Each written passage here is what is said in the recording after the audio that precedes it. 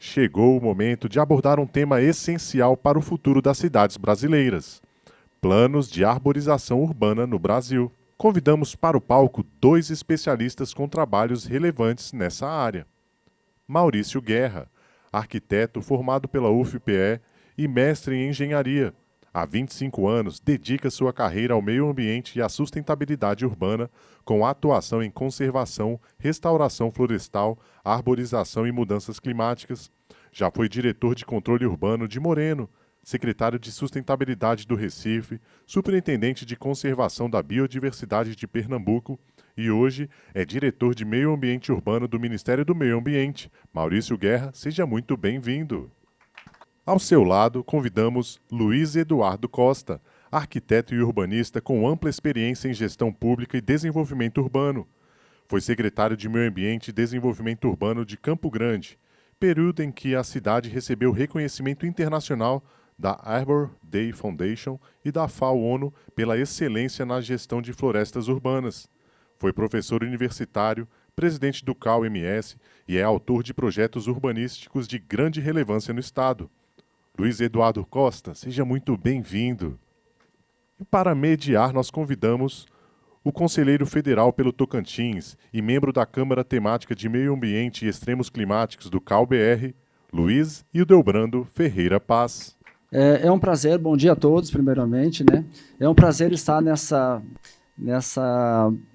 nas duas palestras, muito importante para nós, nesse momento que a gente está discutindo a COP30, né? E nós, arquitetos, devemos levar algo para a COP30, e eu vejo que a gente tem hoje a oportunidade de assistir essas duas palestras, né? A palestra do Maurício, que vai falar sobre o plano de arborização que está sendo feito pelo Ministério do Planejamento do Meio Ambiente, e o Dudu, né, que é um filho de um falecido amigo meu, que é um dos conselheiros que participaram desde o início do CAU. Né? É um prazer revê-lo aqui, Dudu. E depois eu vou contar uma história do pai dele, que tem a ver com a arborização, né? Eu acho que eu vou começar por essa história. Senão vai ficar todo mundo curioso, né? O pai dele, ele foi contratado pela Samsung para fazer um hospital e ele foi para a Coreia e para o Japão também, eu acho, né? E chegando lá, ele foi contactar com um arquiteto especialista em hospital e esse arquiteto mostrou para ele como eles faziam os projetos lá, que as árvores ficavam dentro dos ambientes hospitalares, né? Que jamais você poderia derrubar uma árvore, né? E ele ensinou para o Celso, que é o pai dele, que as árvores que tinham a casca preta comiam as bactérias, e as que tinham as cascas brancas matavam tinha uma relação assim, né? Quando ele foi aprender, esse arquiteto, acho que é coreano, mandou ele ficar embaixo de uma árvore, né? E agora você vai fechar os olhos, vai meditar, e até você sentir o cheiro da árvore. E aí ele meditou. A partir daí ele mudou os conceitos dele para projetar o hospital. Olha que interessante, né? A importância da árvore.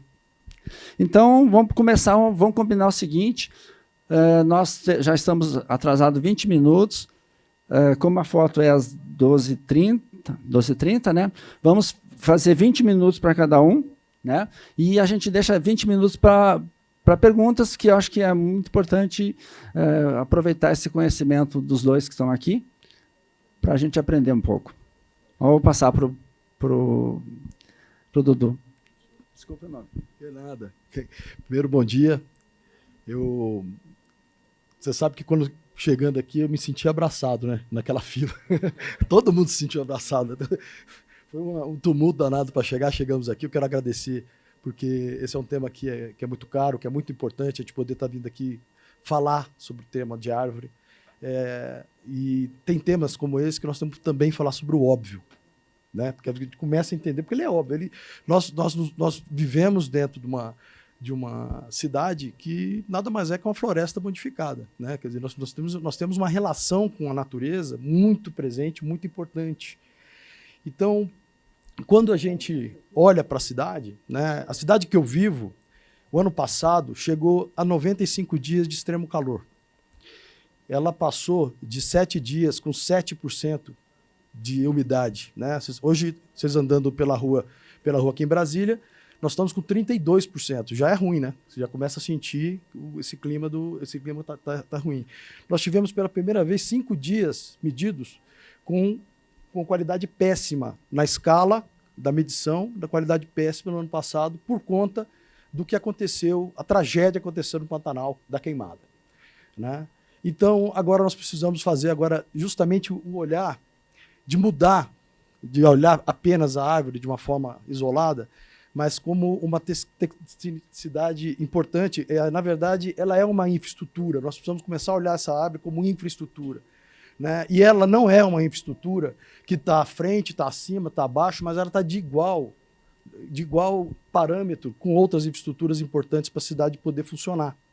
Nós precisamos ter a intenção de olhar e falar assim, que conflito que está acontecendo com a arborização, né? Geralmente isso acontece de forma muito grosseira quando você vê as linhas de energia e o que as companhias de luz acabam fazendo com essas árvores, né? Quer dizer, a gente precisa ter uma prática diferente, estratégias, planejamento, proposta, tipo de árvore que você vai poder colocar dentro desse processo. E cada vez mais, né, tem acontecido uma conscientização nossa de que a árvore está ligada 100% com a saúde da população, 100%. Um estudo recente do professor Lamano, professor Dr. Lamano, da USP, ele fez uma pesquisa muito importante referente no Vale, se eu não me engano, na região oeste de São Paulo, e ele coloca as doenças de diabetes, hipertensão, asma, e com um aumento de 15% de morte nessa população que está morando na cidade cinza, né? Não tem capacidade de poder estar morando na cidade onde tem arborização. E isso é outra coisa que já está claro para todo mundo, porque historicamente a urbanização dessas cidades, os locais que não tem árvore é o local que é mais pobre, né? Geralmente é um local que não tem nenhum cuidado, não tem praça. São as nossas mazelas da urbanização que aconteceu nessas décadas todas, principalmente na habitação interesse popular, né? Nessa habitação, geralmente colocada em um terreninho para botar casinha, para botar um monte de depósito de gente lá, né? Então, assim, você não tem calçada direito, você não tem condições de ter uma infraestrutura, e daí começa a perder a qualidade de vida e você tem uma vida ruim na cidade, que não deveria acontecer dessa forma. Você percebe nesse paper aqui, do Forest Service dos Estados Unidos, ele coloca uma coisa muito interessante. Ele coloca justamente quanto custa uma média de uma árvore nos seus 3 primeiros anos, de $250 a $600. E qual que é o retorno que ela dá de todo o seu período de vida, né? $90 mil uma árvore dessa. Quer dizer que a gente pode fazer um parâmetro aqui. Quem corta a árvore é a mesma coisa que rasgar dinheiro, né? O que a gente fala que o cara que está rasgando dinheiro? É louco, ele é maluco, né? Como é que eu tenho uma infraestrutura dentro da cidade? E aqui nesse paper é muito interessante, porque ele determina que passa de 20 serviços, né? 20 serviços que essa infraestrutura verde ela oferece para a população. Então, esse é um fator importantíssimo de perceber, que ela é uma infraestrutura que tem vida, né? Ela é uma infraestrutura diferente das outras. Então, você tem que ter manejo, você precisa conhecer como é que está a arborização da tua cidade, diagnosticar isso, entender como que isso acontece.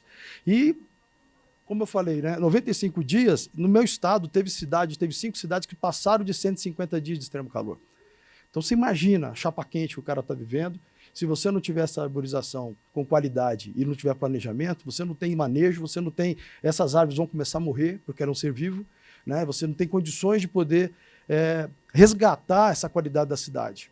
E obviamente, outro estudo muito interessante, também lá do Lamano, que ele comenta, foi quando eles fizeram um estudo de algumas praças em São Paulo, e essas praças eles fizeram um buffer de informação, e onde eles conseguiram diagnosticar cada praça dessa consegue atuar como um ar-condicionado até 250 metros dessa praça. Agora, se essa praça tiver árvores de rua chegando em pelo menos 40%, esse buffer ele vai para 900 metros. Então, olha quer dizer, é uma técnica, quer dizer, é uma forma de você, urbanisticamente, começar a defender aquilo que nós vamos passar e não vai ter outro jeito. Né? Nós teve esse estudo que foi feito até pela TV Morena, que é a TV Globo na época, colocou 2 carros, o carro na mesma praça, no mesmo lugar, um do ladinho do outro.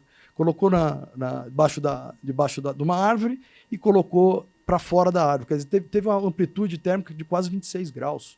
Né? O carro no sol chegou a 56 graus Celsius. Né? Então, o outro estava muito mais abaixo. Obviamente, a árvore traz uma série de possibilidades de estratégias, uma série, né? Então, os particulados, a questão da questão particulada, a questão da água para drenagem, né? Então, quando você tem chuva, você segura 30% dependendo da copa da árvore, dessa água que iria imediatamente para a drenagem da cidade, e aí sim aconteceu o que tinha a ver acontecendo em tudo com a cidade, para tudo que é lado. E a gente precisa olhar essa árvore como essa infraestrutura. Né? Ela tem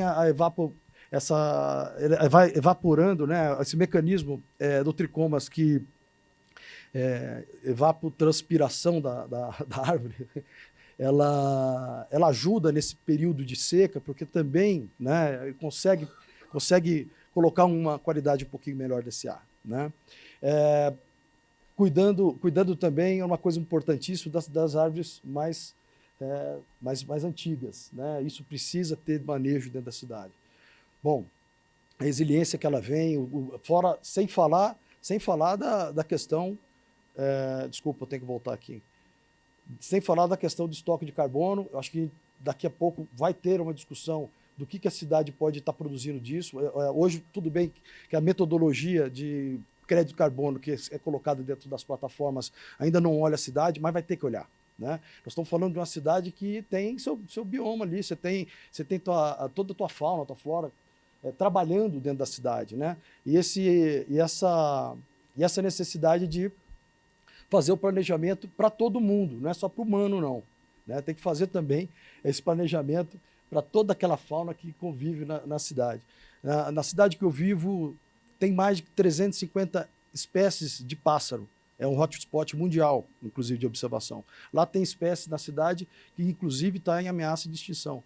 Quer dizer, foi lá que ela conseguiu entrar e ter um pouco mais de possibilidade de vida pela pressão, né, do rural, né, o que acontece no rural em todo o país. E você imagina que nós estamos com cidades que precisam se preparar, inclusive, para isso, né, se preparar para essa fauna. No interior do meu estado, tem uma cultura muito da agricultura, do agronegócio, e o que faz com a árvore? Derruba, né? E quando vai para a cidade totalmente desprovida de planejamento, ou inclusive ter a possibilidade de ter árvore, porque tem a cultura de não ter. Né? Então, o que vai fazer? Vai sujar meu carro, isso aqui quando chover vai bater no cabeamento, né? Mas eles não fazem a visão. Eu tive muita experiência na questão de acidente, de colapsar a árvore por conta de ventania na cidade e tudo. E eu vi, né, a casa sendo destelhada porque não tinha árvore. Né? E a casa do lado, que tinha árvore, não foi destelhada. Mas esse assunto não vai para a mídia. Né? Ninguém fala, pô, olha, protegeu. Na época foi um vendaval, inclusive teve escala Richter. Isso o Globo não mostra. E na época teve um vendaval tão grande em Campo Grande que caíram 210 árvores. Cara. Foi uma loucura, porque foi realmente uma escala... Nunca vimos aquilo acontecer, tá? Foi a primeira vez, era uma massa, inclusive com poeira, uma loucura, mas muita coisa que a árvore conseguiu proteger não saiu. Agora, das manchetes de 200 árvores, o que acontece com isso? Né? Nós estamos falando, então, ela não é empecilho. A árvore não precisa da gente, a gente precisa dela. Então, a gente tem que começar a ficar mais bonzinho. Os desafios, né, de planejamento, você tem uma fábrica de árvore, você precisa organizar o que você vai plantar. Quer dizer, nós temos um plano de arborização, o PEDAL, né, o plano de arborização urbana, para o desenvolvimento, o PEDAL, né, veio agora plano de desenvolvimento de arborização e floresta urbana, que foi agora a revisão acabou de acontecer. Né, então a gente começa a fazer a revisão em 2019, né, eu contratei pelo Fundo Municipal do Meio Ambiente todo o estudo, foi a Universidade Federal, fez um belíssimo trabalho. No final, eu vou deixar aqui um QR Code, quem quiser, eu disponibilizo, dá o meu WhatsApp ali, vocês podem fazer, que eu me comprometo em enviar para vocês. Vale a pena conhecer esse plano diretor, que faz um diagnóstico, e a primeira coisa que ele faz, Maurício, ele pega justamente a premissa 330-300. Tá? 330-300 é um cientista silvicultor urbano, o Cécio. O sobrenome dele não dá para falar, que é um monte de consoante, eu não sei falar o sobrenome dele. O Cécio, ele faz um estudo, ele, na verdade, incorpora vários estudos e pega uma metodologia, uma métrica, que é 3 árvores. Você olhar 3 árvores da tua casa, da tua janela, você ter condições de olhar 3 árvores, você ter 30% de cobertura de vegetal no teu bairro, e você está a 300 metros de uma praça, de uma parque, que você possa fazer esse percurso. Esses parâmetros, simples como são, é fantástico, porque são parâmetros que você vai poder olhar para o território e começar a partir dali, entender o que... Poxa, isso é um jato. Entender exatamente como é que nós vamos poder construir essas cidades. Né? Eu achava até que era um ataque já, agora acabou. Eu falei assim, será que... Rapaz, o Putin com esses cabras todos, sei lá o que veio. Bom, estamos vivos, né? Mesmo, né? Quer dizer, foi uma bomba tão rápida que a gente nem viu que morreu. Mas veja bem, retomando aqui, depois passar um helicóptero também, é uma invasão, tá, gente? Certeza. É a invasão. Bom, tomara que toma conta da gente, a gente não precisa mais trabalhar.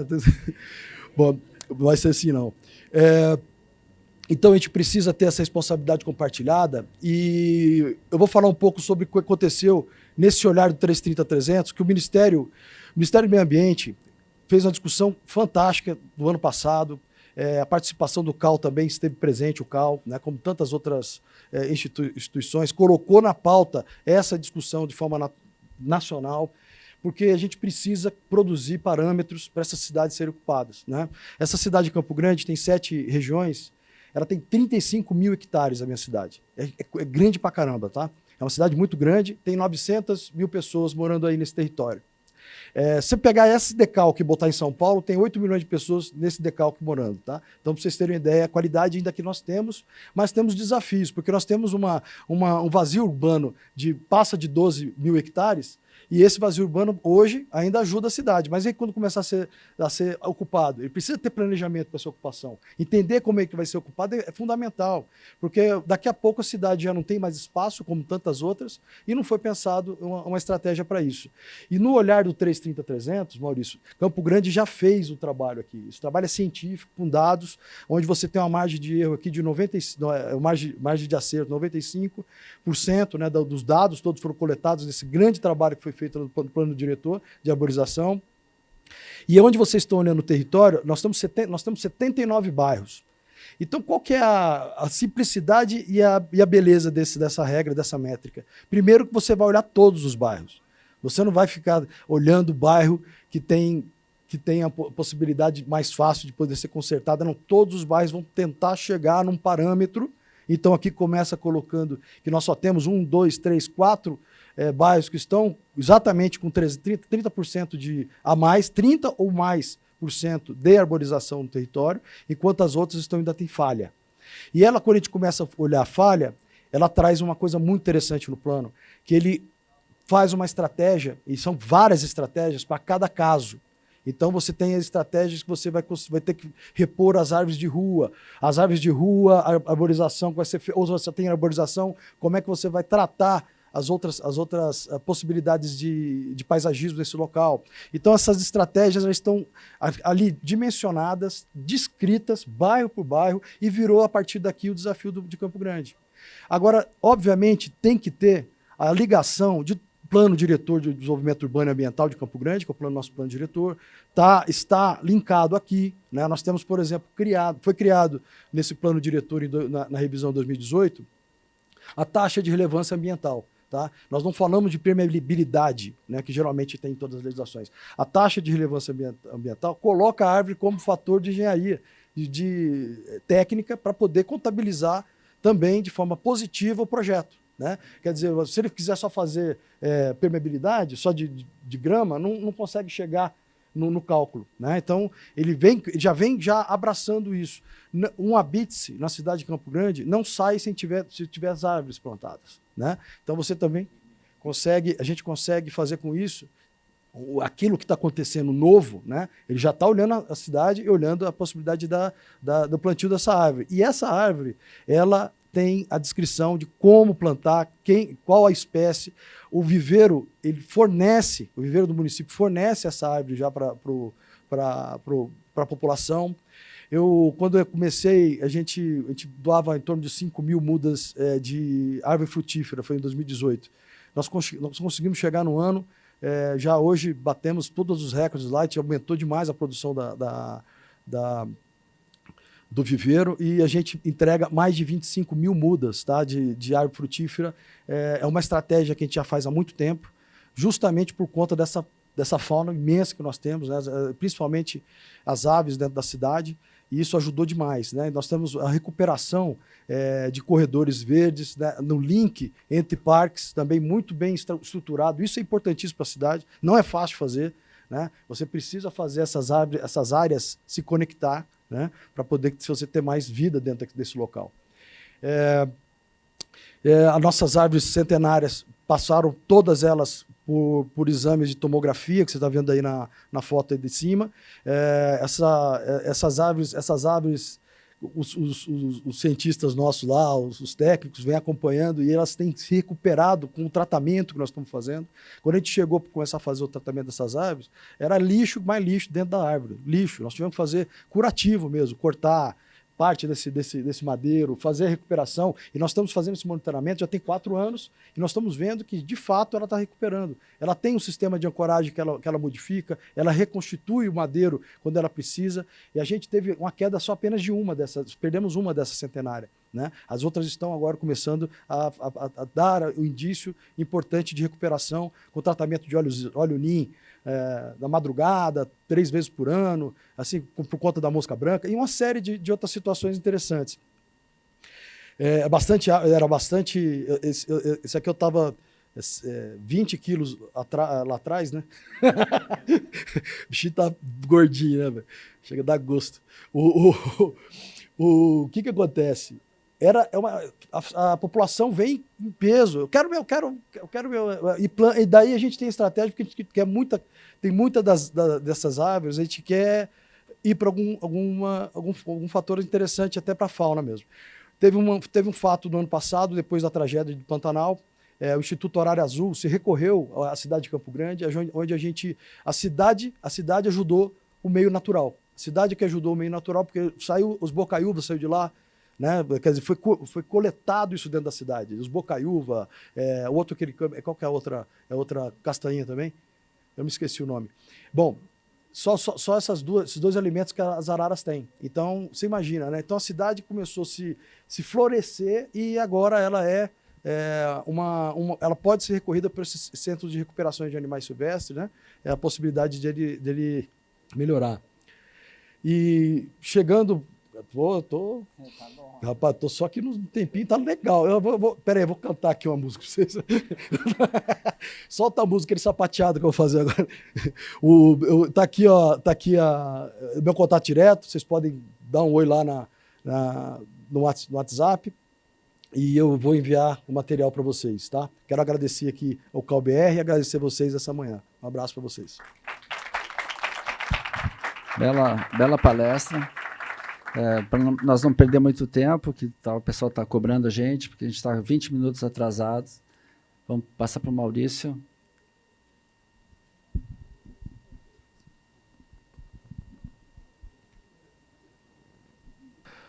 Bom, vou fazer em pé, tá? Aqui, Luiz. Bom, primeiro uma satisfação grande, agradecer mais uma vez o convite do Cal para estarmos aqui, da ABAP, na figura de Alessandro, que fez gentilmente esse convite para estar aqui com vocês. Gente, eu vou correr muito aqui para dar tempo da gente correr para tirar foto, senão não vai perder a plateia aqui nem pensar, né? Mas a minha apresentação não é tão curta, não é curta, então vai acabar. E a invasão continua. Vamos ver qual é o cenário quando a gente for tirar a foto, né? Se é aquele cenário apocalíptico ou se o que sobrou daqui, o que a gente vai ver. Mas eu venho trazer para vocês aqui essa visão mais ampla da política nacional, né? Então, assim, primeiro dos desafios que a gente vem enfrentando hoje para o aspecto das cidades. Nossas cidades, vocês vão ver que é outro contexto que nós estamos hoje diante do que a gente tem que enfrentar. E aí um pouco dos esforços que estão sendo constituídos para o enfrentamento climático enquanto política nacional mais ampla disso, e depois um programa para impulsionar essa política nacional e, por fim, a implementação de uma política setorial da arborização urbana. Vamos tentar, vamos correr aqui. Não vou perder muito tempo aqui de muita conversa não, mas vamos lá. Primeiro, assim, para a gente animar aqui, alguém lembra disso, gente? Alguém lembra do Conselho de Desenvolvimento Sustentável ainda discutindo? Pois é, ele dizia o seguinte, atender às necessidades das gerações atuais sem comprometer a capacidade das gerações futuras. Praticamente esse é o conceito. Depois ele foi acrescido um elemento importante nas negociações climáticas, negociações de biodiversidade e desertificação, o conceito de que as responsabilidades são comuns a todos, porém diferenciadas. Isso veio na Rio 92. Ou seja, aquele que mais polui, mais degrada, ele tem uma responsabilidade muito maior sobre todos os outros. Será que foi assim? Será que a gente conseguiu obter? Esse é um dado de realidade. As crianças nascidas nos anos 60, aliás, em 2020, comparando com as crianças nascidas em 1960. Então, será que a gente cuidou das gerações futuras com o que foi implementado até agora enquanto políticas globais? Então, essa é a dada de realidade para quem nasce a partir de 2020, vai enfrentar 2 vezes mais incêndios florestais, 3 vezes mais quebras de safra, 3 vezes mais secas ou inundações, ou as duas coisas, como a gente vê na Amazônia, né? A gente vê as duas coisas acontecendo, ou em vários lugares, né? Interior de São Paulo, na região do Rio Grande do Sul, então a gente convive com as duas coisas. No meu Nordeste querido, a gente tem mais a seca, né? E no litoral a gente tem mais as inundações. E todos nós vamos enfrentar 7 vezes mais ondas de calor, como o Luiz Eduardo falou agora há pouco, né? Essa é uma realidade sensível a todos nós. E o que está acontecendo é isso, né? Então, a cada ano, a gente está superando o aumento das temperaturas do ar e dos oceanos. Em 2023, a gente tinha alcançado o pico. Vejam que ele começa a desgarrar das séries históricas para cada um dessas revelações. Em 2024, superou 2023. 2025, somente no primeiro trimestre, superou 2024 e 2023. Então, essa é um pouco dessa realidade, e o que a gente vem observando também uma convergência clara de todas as medições dos principais organismos internacionais, mostrando efetivamente que essa temperatura está muito mais alta e passando das nossas cabeças, né? Esse desvio de temperatura, a gente vem observando aí que os oceanos então, estão mais de 1 grau, a superfície mais de 1,7 graus, e o planeta passando de 1,2. Na verdade, esse ano superamos 1,5 graus de temperatura, né? Média. Isso é temperatura média, tá, gente? Então, tem gente mais quente do que a gente. E o que isso vem sendo, de onde vem causando isso? Não há dúvida que são as emissões de gases de efeito estufa no mundo todo, né? Temos aí uma contribuição severa dos Estados Unidos ao longo do tempo e temos atualmente, a China superando todo mundo. E mais do que o dobro de todos os outros países no que diz respeito às suas emissões. Vocês podem ver aí entre o cinza e o verde, que são as emissões cinzas, são decorrentes de combustíveis fósseis, praticamente no uso da energia, né? E a verde são as emissões por desmatamento e queima, né, da matéria orgânica ali associada. Então, no Brasil, a gente tem exatamente o verde, né? Ele está 75% ancorado em desmatamento e agropecuária, né? São os principais emissores do país. Então, esse é o grau, aí o Brasil alcança a 4ª colocação, né, ao longo da história de emissões, e aí no nosso caso temos a floresta tropical como o principal elemento aí de perda e que vem levando as emissões. E nós somos diferentes do mundo.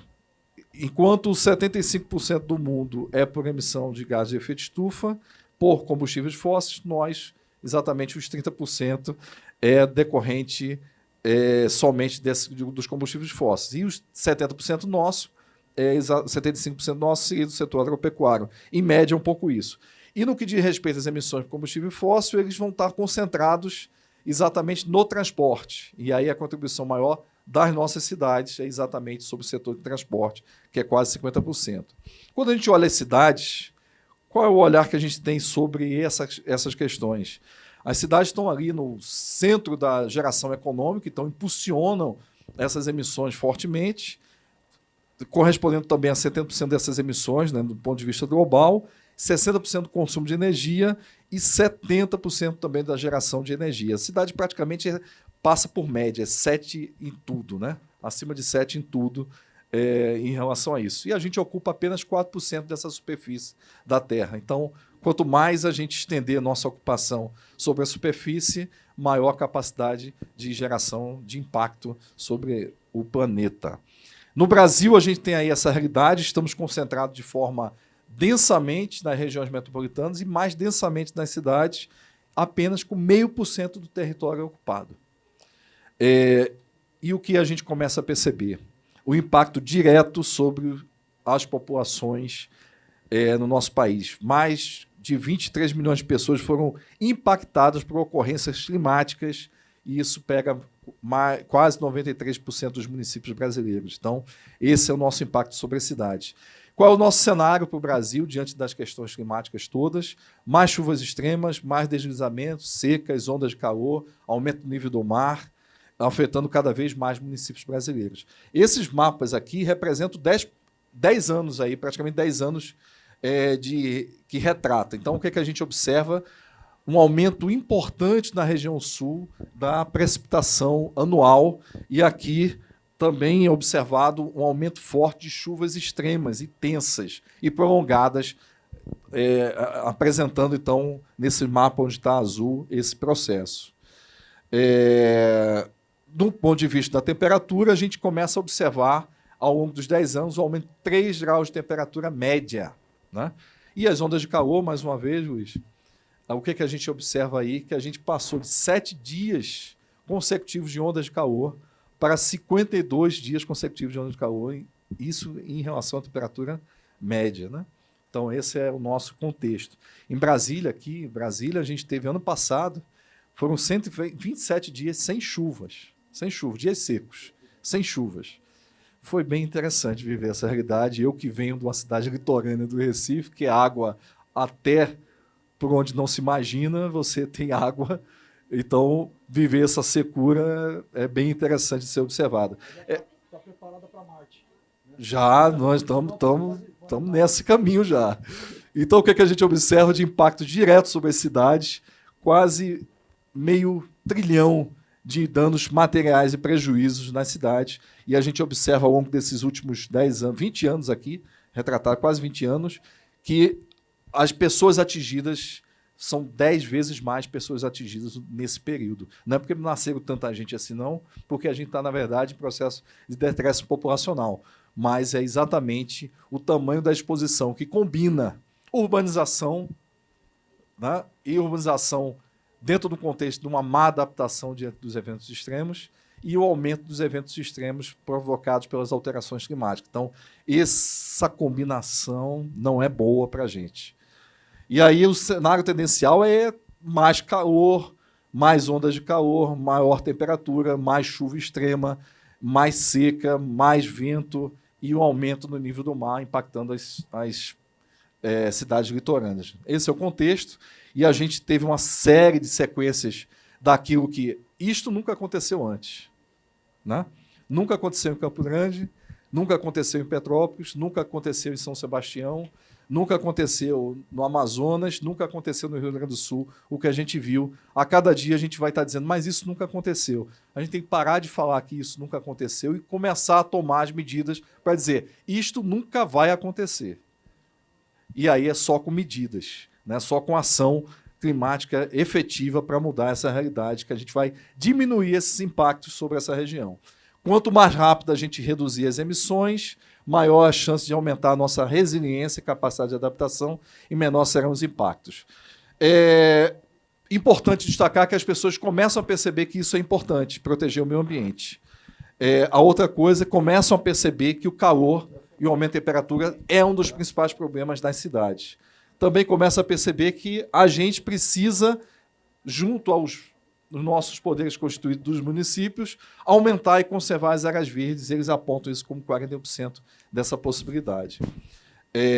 Bom, em 2019, então, nós retomamos o processo da reconstrução, não só das principais políticas públicas no país, mas também a principal política que a gente conduz hoje, que é a política climática com essa cara do Brasil. Lembrando que a gente teve nessa reconstrução a participação de mais de 25 ministérios e uma ampla participação da sociedade, estabelecendo aí os planos clima de mitigação e o plano clima de adaptação, com 16 planos setoriais de adaptação e 7 planos setoriais de mitigação, ou seja, trabalhando para cada um desses temas aí, como a gente vai se preparar para adaptar e como a gente vai se preparar para reduzir aquelas emissões. Então, esse plano de adaptação já foi aprovado, os 16 planos setoriais de adaptação serão apresentados na COP, e os 7 planos setoriais de mitigação estão em processo de consulta e serão consolidados até a COP. Então, aqui, mais uma vez, o cenário de toda a adaptação. Gente, eu estou correndo, porque senão não vai dar tempo. Então, vamos lá. Importante destacar para o eixo de cidades aqui, no que diz respeito à mitigação, mais uma vez entrando forte a questão da recuperação da vegetação nativa e o incremento da arborização urbana. A outra destaque que a gente coloca aqui é a economia circular, entrando nesse contexto também. Nós temos esse compromisso, até 2050, zerar as emissões. Para zerar as emissões, não basta acabar com o desmatamento, não basta melhorar e tornar a agricultura, né, a agropecuária apenas de baixo carbono, mas teremos que atuar fortemente sobre as cidades, reduzindo as emissões da energia e reduzindo as emissões de mobilidade e aumentando nossas áreas verdes para isso, também nas cidades. O Plano Clima estabelece que este processo tem que se dar de forma federativa, junto aos estados e municípios, e a gente tem hoje instituído o Cidade Verde Resiliente como um programa para mobilizar essa agenda urbana de aceleração das ações de mitigação e de adaptação, e tendo 2 grandes projetos em andamento, um que é o Adapta a Cidade, para que 600 municípios tenham seus planos locais de adaptação, e atuando aqui como acelerador em 50 cidades com projetos de mitigação e adaptação. Aqui está o programa. Quem quiser conhecer um pouco mais sobre ele pode acessar a página da plataforma Redos, e aí você vai conhecer um pouco mais sobre ele. Daqui a pouco tem outro QR Code. Daqui a pouco tem mais. Mas eu tenho 6 minutos. Então, o programa foi decretado em 2024, da presença dos ministros Marina Silva e Jader, com o objetivo de aumentar essa resiliência das cidades brasileiras, promover a integração urbano-climática e estimular os serviços ecossistêmicos nas cidades. Sem ele, não tem vida inteligente nessa terra, né? Começa a desconfiar se temos essa vida, porque se não adotarmos isso, cada vez mais difícil. Aqui está todo o processo de implantação e construção do programa. Foram 8 oficinas, tivemos quase 2.000 contribuições para estabelecer isso. Patrícia está aqui, que não me deixa mentir, conselheira do CAL, representando dentro do comitê gestor a INREDE, o Instituto de Planejamento, e aqui estão os 6 temas que atuam o programa, né? Desde as áreas verdes, soluções baseadas na natureza. Então, a gente pretende com ele articular institucionalmente, promover as orientações tecnonormativas e, sobretudo, elencar projetos e fortalecer o financiamento para essas medidas. Não vamos fazer isso sem articular todos nesse processo, por isso que o Pacto pela Cidade Verde Resiliente tem que ser uma constante para todos nós, mobilizando os setores da academia, privado, os subnacionais nesse processo.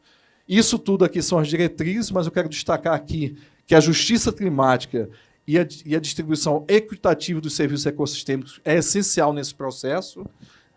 Sem isso, a gente não consegue obter a possibilidade de tornar essa cidade adequada. Nós temos o desafio com isso de aumentar 180 mil hectares de cobertura vegetal num cenário que aponta pelo inverso, que é a ocupação das áreas. todos aqui arquitetos urbanistas sabem que a gente bota lá no nosso planejamento do plano diretor área de expansão urbana. Um abraço para as áreas verdes que ainda temos, não é isso? Então, esse é o contexto que trouxe o Luiz, que estas áreas precisam ser planejadas dentro de um conceito, pelo menos dentro do conceito urbano 330-300, como elemento importante para isso. Mas a tendência é de diminuição e não de aumento dessas áreas verdes, e a gente pretende impulsionar este aumento para chegarmos a 30%, né, de cobertura verde em relação às cidades. Aqui são todas as metas que a gente elenca dentro do programa. Eu vou passar rapidamente aqui por conta do tempo, mas todas elas convergem para o aumento dessa cobertura verde, para cada um daqueles eixos, né? Uso e ocupação sustentável do solo, a gente quer aumentar essa capacidade adaptativa dos municípios, porque a vegetação protege encostas, mitiga as enchentes e fortalece o processo de adaptação. O outro, de áreas verdes, a gente quer garantir que 57% da população urbana vive em ruas com mais de 3 árvores. Né? O recente estudo do IBGE define que a gente está muito longe ainda disso, porque isso dá direito à sombra, ao ar limpo, ao conforto térmico, que deve ser uma característica universal. A gente pretende implantar 200 soluções baseadas na natureza. Por quê? Precisamos substituir o cinza convencional por soluções híbridas que prevejam aí a incorporação da natureza como inovação. Queremos que 30% das tecnologias de baixo carbono sejam adotadas pelo município, porque construções de baixo carbono sombreadas por árvores e pensadas, elas, para as cidades, eles promovem o equilíbrio ambiental. Queremos aumentar o deslocamento das pessoas com mobilidade ativa, porque é fundamental termos vias arborizadas, e isso não só é prazeroso, também como é seguro. Temos aí também de elevar os resíduos recicláveis e orgânicos para promover o processo de economia circular com compostagem urbana. Daí chegamos dentro de um daqueles eixos, o Plano Nacional de Arborização Urbana, que vai permitir com que a gente aumente esse verde nas cidades. E entrando o governo federal, como já citou o Luiz, nesse importante componente junto. Por quê? Porque esta é a oportunidade que se apresenta para essa transformação.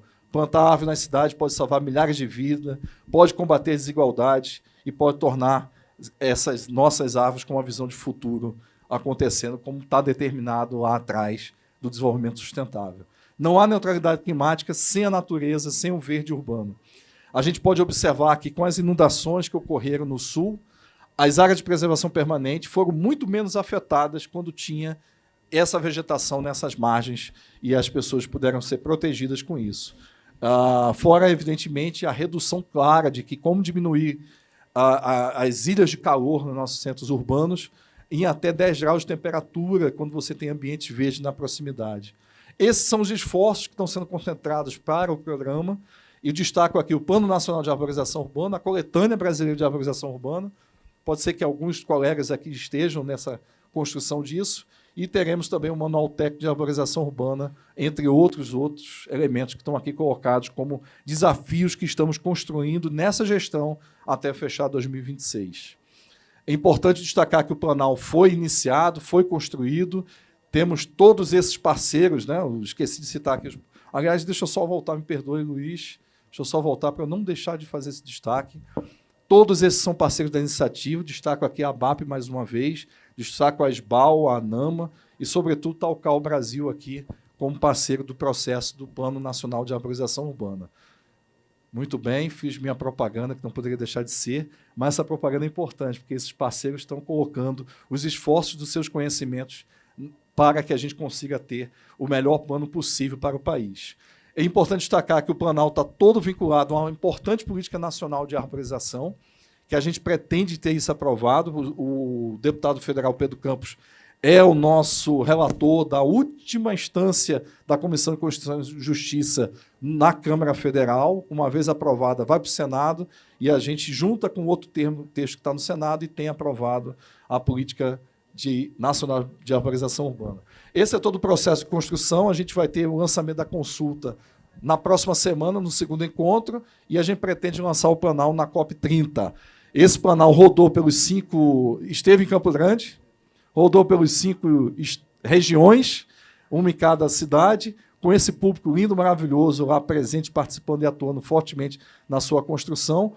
Tivemos aí mais de 600 participantes em 8 oficinas, né, ao todo, realizadas entre presencial e virtual. Todas essas equipes desses órgãos estão fortemente na construção.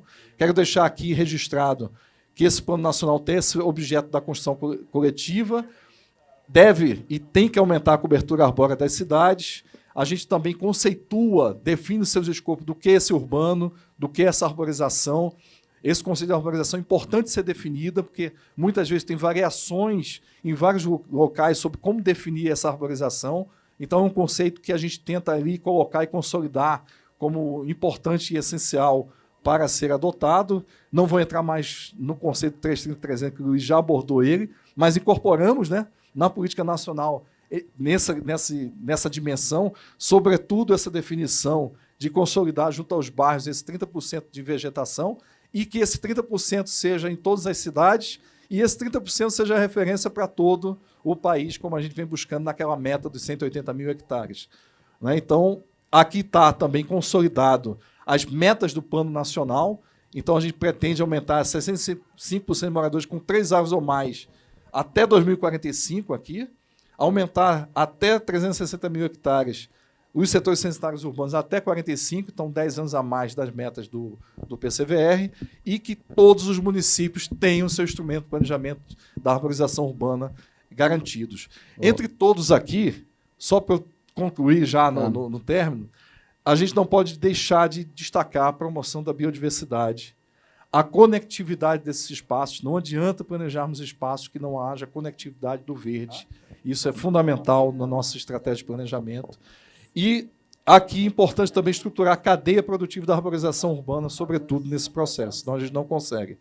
Não vou entrar no financiamento climático, destacando, mas só quero falar que a gente fez um edital para implantar soluções baseadas na natureza nas periferias, destacamos e ampliamos os escopos do Fundo Clima com o sistema de parques e áreas verdes, a arborização, produção e a renaturalização dos rios como elementos fundamentais a serem financiados. Essa é a cidade que a gente quer ver transformada. Estamos rumo à COP30 para que a gente consiga ampliar o financiamento climático para essa adaptação, para a cidade, para as áreas verdes, como solução para as cidades. Né? A gente busca fechar o conceito de adaptação. Nós estruturamos 30 objetivos-chave em que tem o desenvolvimento urbano e infraestrutura resiliente como elemento essencial para esse processo. Nesse momento, a adaptação vai fechar seus 100 indicadores, as áreas verdes serão um elemento a ser mensurado. Queremos alcançar 1,3 trilhões de financiamento às cidades para esse processo de conversão. Temos que manter nossas determinações climáticas em até 1 grau de temperatura e queremos que a cidade verde resiliente seja isso que aí está colocado, com a qualificação de suas áreas verdes, da sua arborização urbana. Esse é um exemplo da minha cidade que eu não poderia deixar de ver. Era um projeto proposto, nós reapresentamos esse projeto com o Parque Capibaribe e foi reposto esse conceito de projeto e ele foi construído e assim hoje integra esse processo entre o verde e o construído. Mais uma vez está aqui as cidades que queiram, né, ou as pessoas que queiram participar preenchendo esse formulário. Nós convocamos todos para a próxima semana, novamente em Brasília, venham todos para o segundo encontro da Cidade Verde Resiliente, onde lançaremos o Plano Nacional para consulta pública. Está aqui mais uma vez. Olha aí, eu disse que ia mostrar de novo o QR Code. Está aqui o QR Code. E não poderia deixar de passar a mensagem da nossa ministra de ou respeitamos a natureza e fazemos dela uma aliada ou inviabilizaremos o nosso futuro. Essa mensagem eu acho que é mais do que forte e mais do que necessária em tempos atuais. E deixo aqui meus contatos. Luiz, muito obrigado. Os dois Luiz. Obrigado, Maurício. É uma esperança, né?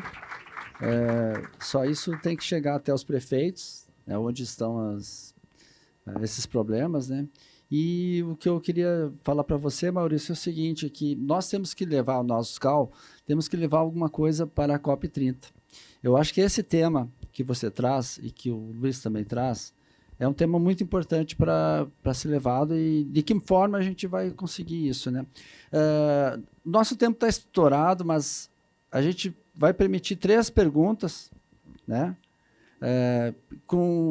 Vamos definir, já tem 3, já surgiu as 3, e vamos também dar um limite para as perguntas e para a resposta, tá? 1 minuto para a pergunta e 3 minutos para a resposta, para a gente conseguir terminar a tempo. Tá bom? Vamos Fila. lá. Então, eu queria agradecer o compartilhamento de conhecimento. Meu nome é Alessandro, sou presidente da BAP. Eu não vou fazer perguntas, acho que vocês trouxeram para nós um conteúdo muito bom. Vou fazer 2 comentários que eu acho que são bem importantes. Acho que trazer a coisa no chão. É incrível a gente estar no 2025 e ver esse esforço. Eu vivi para ver o governo brasileiro trazer esse tema e tratar ele de uma maneira como ele tem que ser tratado. E eu estou muito feliz com isso, porque eu venho de uma realidade, eu fui formado nos anos 90, que a árvore era um luxo, era algo para decorar, a gente aprendia isso na escola. E hoje é o contrário, né? Então a gente tenta sensibilizar os alunos que as árvores são as nossas salvações. É a nossa salvação. É a nossa salvação. Então, como a gente está cheio de aluno aqui, cheio de professor, é essa mensagem que a gente tem que passar. Então, é importante a gente colocar no chão que não é, sabe, a gente está num congresso de arquitetura e urbanismo, a gente quer ver prédio. E a gente está dando uma outra mensagem. Não é só prédio que a gente, arquiteto urbanista, consegue contribuir. Né? A gente tem um outro olhar, tem que ter um olhar mais sensível. E o segundo questão é que a BAP consegue ajudar isso. Então, os alunos, os professores e os profissionais se juntem, porque se vocês acreditam nessa temática, tem que lutar junto. E é fácil se cadastrar, se associar à BAP. Só mandar um e-mail, abap@bap.org.br. Era isso. Tá bom, obrigado, Fila. Mais 2 perguntas? Então, eu vou fazer a minha pergunta e, se tiver dentro de 1 minuto, eu vou apresentar só um pouco o caso da minha cidade. Então, a minha pergunta é: o que a gente pode fazer com terrenos ociosos, tanto rural quanto urbano, que são de propriedade privada, sim, mediante uma premissa de que aquilo não vai ser desapropriado? Como é que a gente pode plantar árvores nesses espaços? E eu só queria apresentar um pouco porque eu sou de Volta Redonda, que é uma cidade que é um excelente estudo de caso para isso. Uma área muito grande da cidade de propriedade da CSN, assim, é aquela coisa de mato que a indústria ela tá lá mantendo aquilo para especulação imobiliária, para ter poder de barganha, assim. Até se você está do lado da sua casa, terreno dela, você planta uma árvore, dentro de pouco tempo, alguém vai limpar o mato e vai passar a máquina em cima da muda. Não deixa nem a árvore crescer. Então, o que a gente pode fazer a respeito disso? As 2 perguntas. Oi. Eu vou falar oi olhando para vocês assim. Oi, tudo bem? Um comentário breve. Meu nome é Inaê. Eu fiquei muito feliz quando vi que ia ter algo sobre a COP. Fiquei muito curiosa também para saber como é que ia ser manejada a conversa. Eu achei incrível que vocês mostraram a destruição do mundo com os efeitos sonoros, uma coisa assim. Tudo acontecendo ao mesmo tempo, mas que também foi construindo a solução. E aí eu queria dizer que fiquei muito feliz com os comentários bem sensíveis sobre que, às vezes, quando a gente... enfim, fala com certas pessoas que não têm um mínimo de sensibilidade, acho que é papo de maluco, do tipo, fica embaixo da árvore e reflete um pouco sobre. E falar sobre os pássaros também, achei incrível. E aí, minha família é do interior do Amazonas. Eu cresci a minha infância toda em Manaus. E eu acho que essa questão de ter o convívio, como você falou, né, de ter... e construir o mínimo de convívio entre as pessoas e o meio ambiente dentro das cidades é incrível. Não porque eu tenho uma super educação ambiental, mas porque eu convivi e cresci nesse ambiente. Então, acho que tudo que eu tenho em volta disso foi realmente vivenciando. E eu acho que trazer isso para as pessoas é incrível. Só que uma coisa que me deixou um pouco triste quando eu fui para Belém da última vez, e isso não é uma crítica específica a vocês, é realmente em questão à COP, né? Eu acredito que vender soluções é incrível, mas quando a gente entra no comércio, tudo vira produto, e falar sobre sustentabilidade, infelizmente, virou um produto. E fiquei muito feliz justamente para ver, fiquei muito, muito feliz para ver que tem pessoas super conscientes como vocês que vão apresentar essas soluções maravilhosas, mas o que me deixa triste é que é um programa e uma ideia que é para falar sobre sustentabilidade e está literalmente destruindo a cidade de Belém. Quando eu fui há pouco tempo em Belém, eu vi barcos assim sem tamanho, assim. Você olha para cima e você não consegue, eu acho que nem ver o céu, de tantas coisas que estavam sendo desmatadas para construir a COP. E aí uma coisa que me deixa muito triste é ter o intuito de falar sobre sustentabilidade e preservação e literalmente estar destruindo a dinâmica de uma cidade e impactando diretamente na vida das pessoas em comunidades muito pequenas, né? Comunidades, às vezes, que não têm nem educação de saber como se defender. Aí eu lembro muito dos meus avós, assim, que é literalmente do interior do Amazonas, e fiquei muito animada de como vocês manejaram. Fiquei muito feliz de saber que vai ter pessoas muito conscientes, levando considerações muito conscientes, mas fico muito triste também de saber que está sendo destruído para falar sobre preservação e construir um futuro baseado na sustentabilidade. Eu acho que a gente tem que educar as pessoas a entender que é ótimo apoiar a sustentabilidade, mas a gente tem que tomar muito cuidado, às vezes, aonde a gente deposita esse apoio, porque, às vezes, ele é vendido como um produto e tem empresas que rendem muito falando sobre sustentabilidade, mas que usam a sustentabilidade como lucro. Tá bom. 3 minutos. Bom, Quem quer responder? primeiro dizer que fazer o slide não deu muito trabalho. Deu trabalho arrumar esse jato, passar aqui em cima, né? Fazer a parte da sonorização. Bom, primeira questão, acho que tem muito a ver com o que vocês dois já estão falando. A legislação, né? Acho que o município precisa produzir uma legislação que, primeiro, vai identificar no território as zonas especiais ambientais. Você tem que ter a organização e a conectividade da floresta urbana. Eu gosto de tratar a floresta urbana não no plural, no singular mesmo, porque é um conjunto na verdade, nós temos que pensar esse território como uma coisa só, né? Essa conectividade, você percebe que tem terrenos que são os vazios urbanos, que eles vão ser desmatados, e a legislação permite. Só que quais são, até quando? Você tem um guia de diretriz urbanística que vai olhar aquele empreendimento, vai fazer suas análises, o estudo de impacto de vizinhança tem que ser apresentado à cidade, fazendo aí também todas as questões de contrapartida, inclusive ambiental, para essa supressão vegetal da cidade, porque esse dinheiro que sai da supressão, ela tem que ir para o fundo e tem que devolver para a arborização de algum jeito. Ele tem que chegar e voltar, né? Então você equipa melhor o teu pessoal, faz um manejo melhor da arborização.